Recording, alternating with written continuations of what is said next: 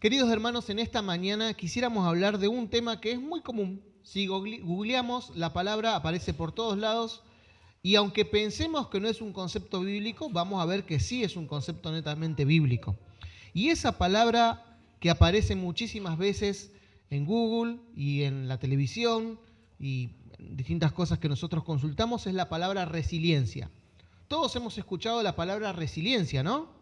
¿Sí? La resiliencia no es muy difícil de definir. La resiliencia es la capacidad que tenemos de sobrellevar y en lo posible de superar ciertos obstáculos.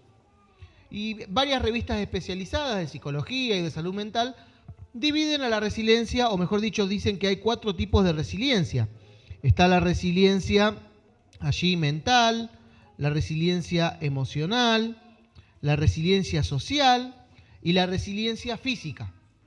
Entonces la resiliencia física es, por ejemplo, la capacidad que nosotros tenemos para resistir ante cierto esfuerzo físico. Algunos tienen un poquito más de resiliencia, otros tienen un poquito menos de resiliencia. Sí, esto tiene que ver a veces con los años, por ejemplo. Yo voy a jugar al fútbol ahí los domingos con varios muchachos del colegio y me enteré el otro día que yo ya soy veterano no sé cuántas categorías, ¿no? Fue un dolor al corazón, ¿no? Claro, cuando jugás con los de 16, 17 ya no corres al mismo ritmo, ¿verdad? Existe la resiliencia mental también, como decíamos, ¿no? Ante ciertas situaciones. La resiliencia social, que por ejemplo es cuando un país está en guerra, ¿qué capacidad tiene ese país para superarse a sí mismo? Hay países que son devastados por una guerra y no se levantan más, y hay países que se levantan con mucha facilidad. Y por supuesto la resiliencia, como decíamos, emocional y mental, que tiene que ver con cómo sobrellevamos nosotros el día a día. Cómo hacemos para soportar las vicisitudes de la vida. No tengo empleo durante un tiempo. Me recibí, terminé la universidad y nadie me contrató. ¿Qué pasa? ¿Cuánto tiempo aguantamos para estar saludables mentalmente y emocionalmente hasta que conseguimos el empleo o nos llaman de algún lado? Yo agradezco a Dios, la verdad, yo no sé qué tan resiliente hubiera sido. Conozco compañeros que terminaron la facultad de teología y algunos esperaron un año hasta que tuvieron llamado, ¿no? ¿Qué haces en ese año? Gracias a Dios, en mi caso yo terminé y ya tuve llamado, gracias a Dios, pero difícil esa situación. Hoy en día, aunque hablamos de esta palabra, y la mencionamos muchas veces, también hay otro concepto que aparece que justamente es contradictorio a esta palabra y también está en boga hoy en día. Y esa otra frase es la frase de la generación de cristal. ¿Habrán escuchado hablar de la generación de cristal? Que justamente la generación de cristal lo que no tiene es resiliencia. Esa es la realidad. En esta mañana nosotros queremos hablar de un concepto bíblico, aunque no aparece en la Biblia así mencionado, pero utilizamos las palabras modernas para poder hablar de este concepto y que es importante para nosotros, y es la resiliencia espiritual. ¿Qué tan preparados estamos espiritualmente cada uno de nosotros para sobrellevar las dificultades distintas que nos da la vida o la contraria en la vida? ¿Será que somos cristianos resilientes o somos cristianos de la generación de cristal? Cristiano resiliente, por ahí tuve un roce con un hermano de iglesia, discutí un poco ahí con José, pero yo igual el sábado voy a ir a la iglesia, vamos a orar con él. Es más, en la resiliencia llega el momento de la Santa Cena y entonces el momento de hacer ¿qué cosa? De arreglar las cosas con José, ¿no? Porque me peleé ahí. Entonces eso es la resiliencia de cada uno de nosotros, ¿no? El poder sobrellevar, pasar el obstáculo de haberme tenido un roce con un hermano y poder seguir participando de mi adoración y avanzando. O tal vez es al revés. No me gustó cómo me miró Ana Rita esta mañana en la iglesia, así que ni pienso acercarme el viernes a la noche a su grupo pequeño, ¿no? Porque no me saludó con el suficiente énfasis que yo esperaba en esta mañana. Entonces ahí no estamos siendo resilientes. Somos un poquito una generación de cristal. Muchas veces las dificultades y las problemáticas que nosotros tenemos en la iglesia y en nuestra vida son reales. De hecho, en esta mañana vamos a estudiar un versículo bíblico donde justamente Dios le habla a una persona de ser resiliente, ¿verdad? Y esa persona tenía excusas que son valederas para sentirse mal. Tenía argumentos sólidos para decir, Señor, estoy mal, no sé qué hacer, me siento molesto por esta situación y quiero que vos la resuelvas. Pero el versículo de esta mañana que suena a reproche no es un reproche, sino que es una invitación a dar un pasito más, a crecer un pasito más en nuestra vida espiritual. Y vamos a ver que Dios nos ha dado herramientas en tiempos de bonanza para afrontar los tiempos difíciles. ¿Sí? Vamos a buscar Jeremías capítulo 12, versículo 5.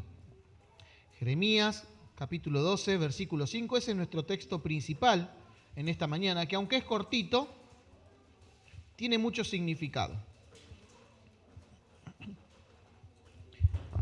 Jeremías capítulo 12, versículo 5, dice así.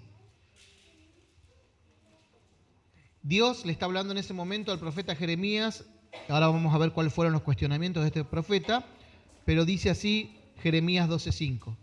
Si corriste con los de infantería y te cansaste, ¿cómo podrás contender con los de caballería? Si en terreno seguro te caíste, ¿qué harás en los matorrales del Jordán? Un versículo que suena a reproche, pero es el versículo que tiene este concepto de resiliencia. Vamos a verlo ahora brevemente. ¿Quién era Jeremías? Jeremías era un profeta, todos lo conocemos, un profeta mayor porque es un profeta que escribió un libro grande, por eso le llamamos un profeta mayor. Y Jeremías, para que tengamos una idea, pasó por distintas etapas como profeta. Desde los tiempos de Josías, que había sido un buen rey, un rey reformador, un rey que acercó al pueblo a Dios o intentó hacerlo, hasta los tiempos en los cuales Nabucodonosor invade Jerusalén, porque el pueblo se había dado igualmente a la idolatría y se lleva cautivo a la mayoría del pueblo o una gran parte del pueblo allí a Babilonia. Y a Jeremías le tocó trabajar con reyes como Josías, el cual él apoyó y Josías lo apoyó a él para hacer una reforma, pero después pasó a trabajar con reyes que no eran tan seguidores del Señor y algunos ya a veces lo querían y a veces no lo querían, y algún otro rey permitió que Jeremías pasara por distintas dificultades, y esas dificultades tenían que ver con tirarlo en una cisterna llena de barro, ¿no es cierto? Y dejarlo ahí durante bastante tiempo, ponerlo en un cepo, amenazarlo de muerte. La Biblia nos cuenta que Jeremías también fue abandonado por su familia, por sus parientes más cercanos, y aún así fue un profeta que hizo la voluntad de Dios. El libro de Jeremías es un libro que habla de profecía, pero nos habla, no sé si decir tal vez más que todos los libros, pero sí más que muchos libros de la Biblia, de esta relación que Jeremías tiene con Dios. Y en esa relación que Jeremías tiene con Dios, Jeremías predicaba, estaba seguro de que su palabra era la palabra del Señor que le había llegado, pero se encontraba con estas dificultades. ¿Y qué pasa cuando nosotros tenemos dificultades? Nos bajoneamos. Y este versículo 5 es la respuesta a la pregunta que Jeremías tiene del versículo 1 al versículo 4. Entonces vamos a leer un poquitito allí para comprenderlo un poquito más. Tú, Señor, eres justo y no pudiendo disputar contigo, no puedo disputar contigo. Sin embargo, defenderé mi caso ante ti. ¿Por qué prosperan los impíos en todo lo que hacen? Y le va bien a todos los que son desleales. Tú los plantas y ellos echan raíces. Crecen y dan fruto. Te tienen en la punta de la lengua, pero te mantienen lejos de su corazón. A mí, en cambio, Señor, me conoces. Tú me has visto y has puesto a prueba mi corazón. Arrástralos al degolladero como a las ovejas. Márcalos para el día de la matanza. ¿Hasta cuándo va a estar desierta la tierra y marchita toda la hierba del campo? Por la maldad de quienes la habitan, faltan ganados y aves. Y es que ellos dijeron: Dios no verá nuestro fin. Jeremías, un profeta del Señor, le dice al Señor: vos me conocés y me probaste en diversas situaciones y ves que soy fiel. Pero resulta que yo miro y los malos, los perversos, los que hacen el mal, crecen, avanzan. Y yo, que soy profeta tuyo, termino en una cisterna, o termino en un cepo, o termino maltratado. ¿Cómo es esto? ¿Cuándo vas a hacer justicia? ¿Cuándo vas a rebelarte y vas a darle su merecido a aquellos que hacen el mal? Y la respuesta del Señor parece no ser animadora. La respuesta del Señor es la del versículo 5. Si corriste con los de infantería y te cansaste, ¿cómo podrás contender con los de caballería? Si en terreno seguro te caíste, ¿qué harás en los matorrales del Jordán? Es decir, Jeremías, si vos creés que hasta ahora las cosas anduvieron mal, puede ser que en un tiempo las cosas sean aún peores. Y si ahora que no hay tanto lío, te sentís mal, ¿qué va a pasar en el futuro? Ya para ese entonces, como decíamos, Jeremías lo habían negado y lo habían traicionado a su propia familia, había sido perseguido, amenazado, y la respuesta de Dios no parecía ser la más linda del mundo. Y lo que le pasaba a Jeremías era muy humano. La Biblia nos plantea una realidad que nosotros no queremos ver, y es que este mundo va de mal en peor. Hay dos realidades que pocas veces mencionamos, pero son realidades. La realidad bíblica y universal de que este mundo, valga la redundancia, va de mal en peor, y la crisis cada vez se avecina en forma mayor. Y la otra realidad que ningún ser humano puede negar por experiencia propia es que tarde o temprano la crisis llega a la vida de cada uno de nosotros. Somos cristianos, somos creyentes en el Señor, pero la crisis nos golpea de alguna forma. Como decíamos, ¿no? Fuiste a la universidad, estudiaste, tus padres hicieron un esfuerzo terrible, terminaste, recibís el título y nadie te llama para tu carrera. Hace poco salió en internet el caso de una chica que estudió 4 años, fue estafada y cuando estaba por recibirse resulta que el título del cual ella se iba a recibir no existía. Oh. Decime si no es crisis, 4 años, haber gastado noches enteras en estudio y no poderlo hacer. Imagínate, espero que a nadie le haya pasado aquí, no conozco las historias de ustedes, pero imagínate, ¿no es cierto? Casarte con toda la ilusión, estar todo bien con tu esposa, la amás, ella es perfecta, vos sos perfecto para ella, la verdad que matrimonio del Señor, y quedás viudo, joven, o viuda, joven, porque se enfermó, porque hubo un accidente, por lo que sea. Eso es crisis en la vida. Tarde o temprano la crisis nos llega a cada uno de nosotros. Un desbanque económico. ¿No? Nos quejamos ahora de que no tenemos dinero, cuando todavía tenemos nuestro dinerito o cobramos nuestro sueldo, pero de repente ese trabajo en el que yo tanto confiaba se termina. La Biblia plantea esa realidad. El mundo va de mal en peor. ¿Y cómo reaccionamos espiritualmente cuando las cosas son duras, cuando las cosas no salen como nosotros queremos, ¿no? El texto dice, si en tiempos de bonanza, estoy parafraseándolo, no hay tiempo ni búsqueda de Dios, ¿qué vas a hacer cuando venga la crisis? Hermanos, estos son tiempos en los que nosotros tenemos libertad religiosa. Y por lo menos, de los que yo conozco aquí, de los que conozco, ninguno de nosotros es perseguido por causa de la palabra. Ninguno de nosotros han entrado en nuestra casa y nos han sacado la Biblia para que no la podamos leer. A ninguno de nosotros, o prácticamente ninguno, nos prohíben que vengamos el sábado a la iglesia. Casi ninguno de nosotros tiene problema en criar a nuestros hijos en la casa del Señor.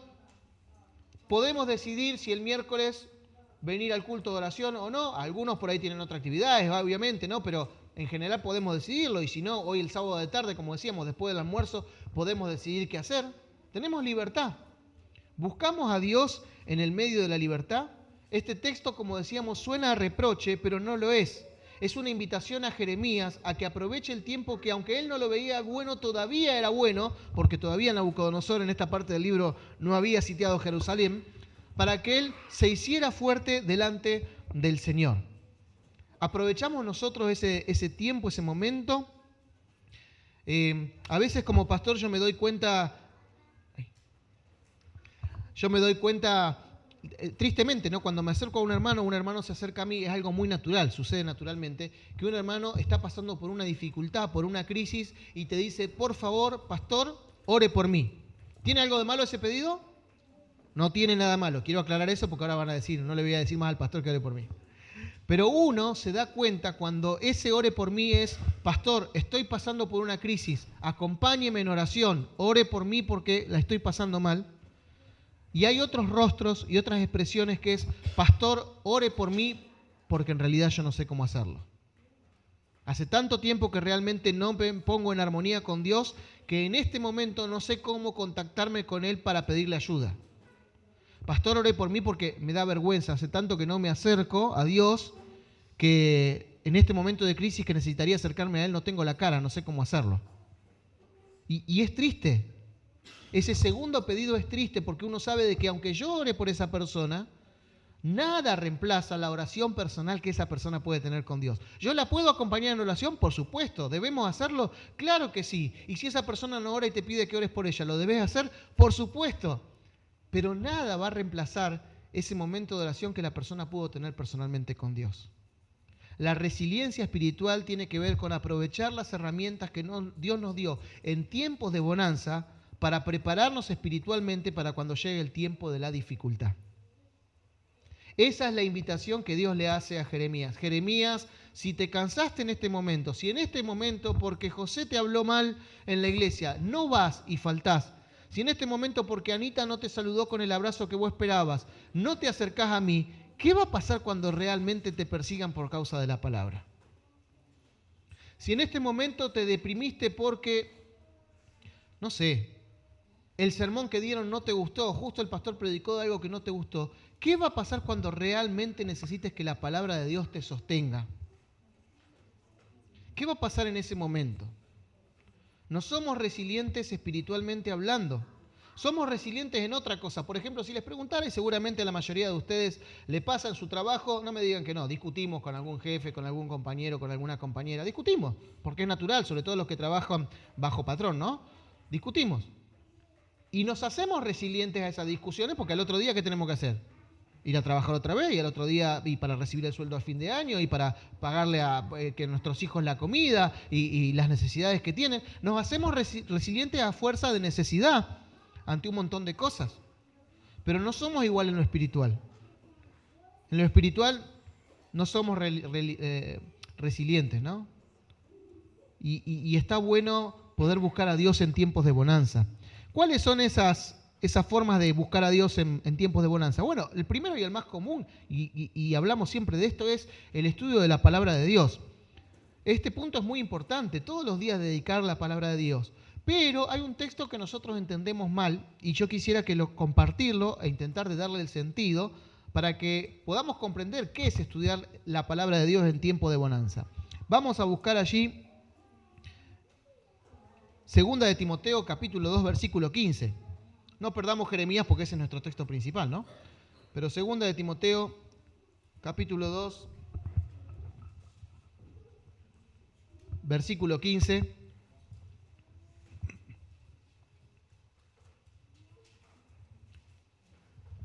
Dice este versículo, Segunda de Timoteo, capítulo 2, versículo 15, disculpen.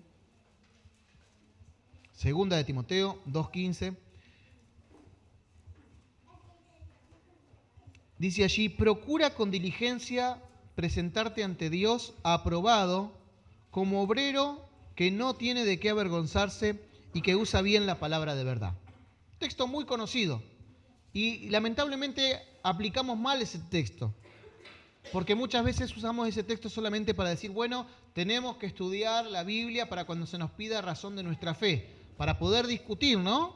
Para poder pelear contra aquella persona que tiene otro pensamiento de la Escritura, tiene otra interpretación y entonces se espera de cada uno de nosotros que tengamos un conocimiento vasto, un conocimiento amplio, teológico, para poder discutir. ¿Es importante el conocimiento teológico vasto y grande? Por supuesto. Está bueno. Pero el texto no está hablando de eso, el texto está hablando de ese estudio de la palabra que hace que nos presentemos no ante los hombres, dice ante Dios, como obreros aprobados que no se avergüenzan y que usan bien la palabra de verdad. Es decir, tenemos que estudiar la Biblia para que Dios pueda transformar nuestro corazón y nos podamos presentar ante Él limpios. Tenemos que estudiar la Biblia para preguntarle cuál es su voluntad. Tenemos que estudiar la Biblia para ver cómo Dios me quiere transformar y qué es lo que desea de mi vida y qué es lo que me propone. La inteligencia artificial, yo no se lo pedí, solamente cuando puse, porque estaba buscando la referencia bíblica en el Google, dice lo siguiente acerca de este texto y me llamó la atención, ¿no? Dice allí, la inteligencia artificial, ser un obrero que no tiene de qué avergonzarse implica presentarse ante Dios con integridad, usando correctamente la palabra de verdad y viviendo una vida que honre a Dios, libre de errores, pecados y faltas que puedan causar vergüenza. Esto se logra esforzándose para agradar a Dios, evitando las discusiones necias y vanas, manteniendo un comportamiento amable y pacífico y evitando el pecado. Y ¿saben qué? Por más que uno diga, no, pero esa es la inteligencia artificial, no es un comentador bíblico. Pero la inteligencia artificial está citando el texto que sigue debajo. El primer texto dice, preséntate a Dios como obrero aprobado que no tiene de qué avergonzarse. Y el segundo texto dice, evita las discusiones vanas. O sea que tiene razón. El primer texto no está hablando de estudiar para discutir. Está hablando de estudiar para crecer espiritualmente. Y la pregunta, hermanos, es, ¿le estamos dedicando tiempo al estudio de la Biblia para conocer a Dios, para tener una relación con Él, de tal modo que cuando llegue la crisis, cuando enviude joven, cuando no me llamen la universidad que terminé, cuando me echaron el trabajo después de tantos años, yo sepa y pueda distinguir cómo Dios está a mi lado y cómo me va a ayudar? Esos son los momentos en los que yo me voy a sostener firmemente. Cuando aparentemente yo esté en una situación en que nadie pueda entender, pero yo tenga la plena convicción por haber estado relacionado con Jesús, de que Él está conmigo y que me va a ayudar y auxiliar en ese momento.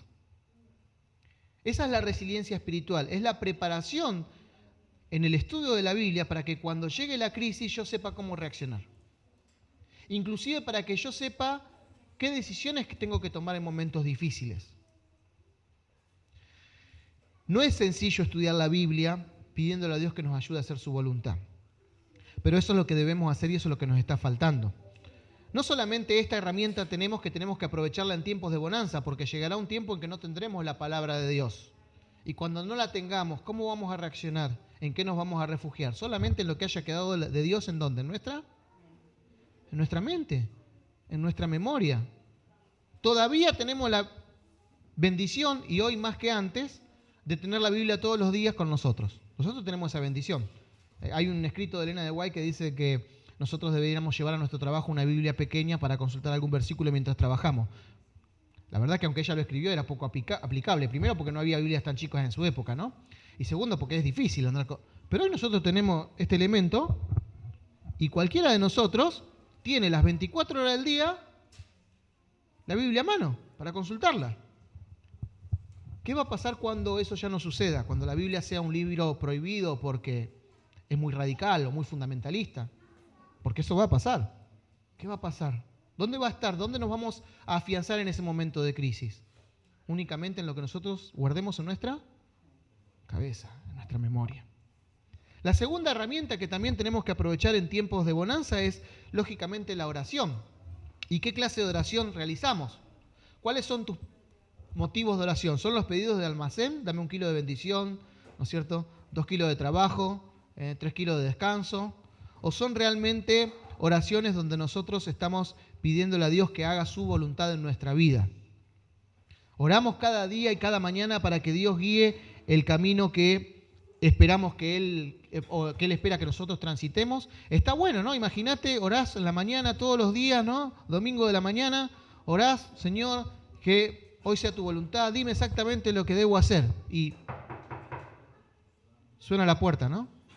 Entonces atendés la puerta ahí y ahí te lo encontrás a David, ¿no? De la iglesia de Palacio, que te dice, hermano o hermana, te vengo a invitar porque sabés que estamos en la construcción en la iglesia y en este momento estamos necesitando o manos para cocinar, o manos para descargar algo, o tu compañía. Y acabamos de orar, ¿no? Que Dios nos diga cuál es tu voluntad. ¿Qué hacemos en ese momento? Es difícil decirle que no a Dios cuando acabamos de orar para hacer su voluntad y no la nuestra. Y cuando nosotros oramos para que Dios nos muestre su voluntad un día, la verdad que es difícil ver la voluntad de Dios. Pero cuando nosotros todos los días dedicamos tiempo a preguntarle, Señor, ¿cuál es el camino que vos querés que yo siga en este día? Podemos ver la mano de Dios. Podemos ver la mano de Dios. A mí me ha pasado de ir a visitar a algunos hermanos de iglesia y estar muy preocupado por la situación en la que yo iba a charlar con ellos, porque había alguna cosa que arreglar, que mejorar. Y mi esposa, recuerdo, no voy a hablar los dos casos, pero recuerdo 2 veces que ella claramente me dijo, pero vos vas sin fe, ¿no pensás que Dios resolvió la cuestión antes que vos vayas? Y yo me encontré llegando a esa casa y la persona diciéndome, ¿sabe qué, pastor? Yo creo que esto no debería ser así, estoy por hacer esto y aquello, ¿qué le parece? No tuve ni que decirle nada, ¿no? Pero oramos en la mañana para que Dios nos guíe cada día y para que Él vaya delante de nosotros. ¿Es tu oración así? ¿En tu día Dios está presente? ¿O todo lo que hiciste en ese día es tu propia voluntad y tu propio camino? Estos son los tiempos de bonanza. Estos son los días en los que tenemos que pedirle a Dios que nos ayude a hacer su propia voluntad. Tiempos de bonanza para estudiar la Biblia, tiempos de bonanza para orar, son los tiempos que nosotros podemos aprovechar para hacernos resilientes espiritualmente. Y entonces cuando tengamos alguna dificultad con algún hermano o alguna desgracia, la crisis de la vida, vamos a estar tan cerca de Jesús, tan al lado de Él que no nos vamos a sentir solos ni abandonados. Vamos a sentir que Él nos acompaña. Lo mismo sucede con otra herramienta que tenemos, aunque nos sonriamos un poco, que es con el tiempo que nosotros tenemos para asistir a los cultos y a las reuniones, ¿no? Y recuerdo en el 2019, cuando fue el COVID, justo yo estaba mirando un canal ahí y estaban pasando a unas señoras mayores de España que, como se cerraron las iglesias, queremos ir a misa, gritaban, ¿no? Y tenían carteles de que querían ir a misa desesperada, porque les habían prohibido ir a misa. No estoy en contra de esas señoras, ¿eh? La pregunta que me hice es, antes de que se cerraban, ¿aprovecharon a ir al templo? Antes de que cerraran las iglesias, ¿fueron a orar? ¿O ahora con que se encontraron con las puertas cerradas les agarró la desesperación por ir a orar? Porque el momento para orar era el tiempo de bonanza. Cuando vino una cuestión de salud, tendríamos que haber tenido una relación ya con Cristo. Nosotros venimos a los cultos de la iglesia, nos acercamos a los cultos de oración. En el caso de Palazzo no solamente está el miércoles, porque puede ser que el miércoles tengamos alguna ocupación, pero los sábados por la tarde y después del almuerzo, por ejemplo, tenemos una reunión de oración. Hay algunos grupos pequeños también que tienen su momento de oración, capaz que no podemos venir el sábado a la tarde por X motivo, o el miércoles, pero podemos participar de un grupo pequeño para los momentos de oración. Estamos aprovechando el tiempo para eso. Leo 3 citas cortitas, son muy cortitas, por eso leo las 3, del Ministerio Pastoral, para que discutan con las citas y no con el pastor. Las citas, dice Elena de Guay allí, dice, una reunión de oración siempre dirá el verdadero interés de los miembros de iglesia en las cosas espirituales y eternas. La reunión es como el pulso para el cuerpo, denota la verdadera condición espiritual de la iglesia. Una iglesia sin vida, que se está descarriando, no tiene gusto por las reuniones de oración. Interesante. Si no tenemos gusto por la oración ahora, cuando llegue el momento de dificultad, va a ser difícil. La asistencia a estas reuniones debe considerarse un deber cristiano y una oportunidad para recibir el pan de vida y fortalecer la comunión con Dios. Aquellos que buscan sinceramente la comunión con Dios se verán en las reuniones de oración. No son citas mías, ¿eh? Discutan con los libros allí, ¿no? ¿Será que en tiempos de bonanza aprovechamos a venir a la casa de Dios y a orar? ¿Qué pasa cuando no nos toca predicar? A mí me ha pasado que a veces no me toca ir a predicar un culto de oración y digo, ¿voy igual o no voy? Después pienso, no, tengo que ir igual, ¿cómo no voy a ir? Voy aunque sea apoyo, acompaño, pero en mi mente está a veces ese pensamiento, ¿no? Como no tengo ninguna obligación, no, voy y escucho a mis hermanos. Y ustedes no me dejan mentir, más de una vez he venido y ha predicado otro y participamos, escuchamos, porque es el lugar donde debemos que estar en tiempos de bonanza. Va a llegar un momento donde no nos vamos a poder reunir. Y no solamente la crisis. Yo a veces pienso, ¿qué va a pasar cuando yo sea ancianito? ¿Qué va a pasar? Querramos o no, cuando somos ancianitos no podemos venir tan seguido a la iglesia si nos dificulta la salud. Y querramos o no, no nos mintamos, no van a venir toda la semana a verme de la iglesia. Ojalá fuera así, ojalá, yo deseo que sea así, pero probablemente no pase. ¿Qué va a pasar con mi fe en ese momento? Si yo no me reuní en el momento que podía con mis hermanos, si yo no estaba con ellos.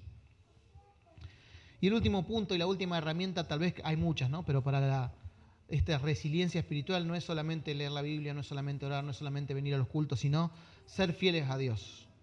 Y cuando hablo de ser fieles no me refiero solamente a los diezmos y la ofrenda, que es una parte importante de nuestra fidelidad, me refiero a nuestra fidelidad en la obediencia a Dios.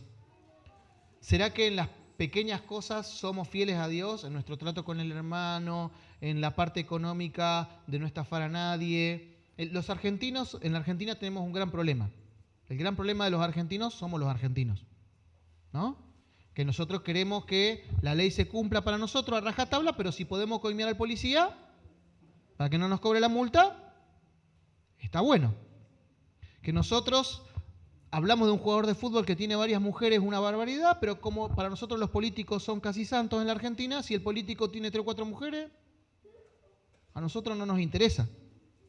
Nosotros hablamos de que este mundo es deshonroso, no es honrado, pero cuando viene el cobrador a mi casa voy y le digo a mi hijo que le diga que no estoy. Entonces, no somos fieles en las cosas pequeñas y esperamos que en las cosas grandes el resto del país sea fiel, ¿no? Y si podemos tirar el papelito y no llevarlo en la cartera para tirarlo en casa, lo hacemos. Somos así en general, ¿no? Capaz que alguno de ustedes la excepción está espectacular. Pero somos así en general los argentinos. Y en lo espiritual pasa lo mismo. Nosotros queremos que Dios nos bendiga haciéndole trampa a Dios. Señor, bendíceme, pero no soy fiel en mi diezmo y ofrenda, ¿no? Señor, está conmigo en los momentos difíciles, pero nunca estoy en su casa para tener una relación con Él. No soy fiel en los momentos en los que puedo estar con el Señor. La fidelidad en las cosas pequeñas, en tiempos de bonanza, es lo que va a mostrar nuestra fidelidad después en los tiempos de la verdadera crisis. En los tiempos en los que estamos mal. Si nosotros fuimos fieles en nuestra comunión con Dios, si nosotros fuimos fieles en nuestros deberes cristianos en los tiempos de bonanza, entonces vamos a ser fieles y vamos a ser fuertes en los tiempos de crisis. Jeremías 12:5. Si corriste con los de infantería y te cansaste, ¿cómo podrás contender con los de a caballo? Si en terreno seguro te caíste, ¿qué harás en los matorrales del Jordán? Si mientras tenías tiempo no te relacionaste con Jesús con la Biblia, ¿cómo vas a hacer para recordar aquellos textos que te den ánimos en tiempos difíciles? Si no supiste orar cuando tenías 1 o 2 horas del tiempo disponible para orar que vos querías, ¿cómo vas a orar en el medio de la desesperación? ¿Cómo vas a conocer a Dios? Si no fuiste fiel en las cosas pequeñas, ¿cómo vas a mantener tu integridad en los tiempos difíciles? Hermanos, los tiempos de crisis en este mundo están por llegar. Están por llegar para el mundo, un tiempo de crisis proféticamente. Está por llegar para la iglesia, un tiempo de crisis profundo. Y está por llegar para nuestra vida individual, un tiempo de crisis profundo.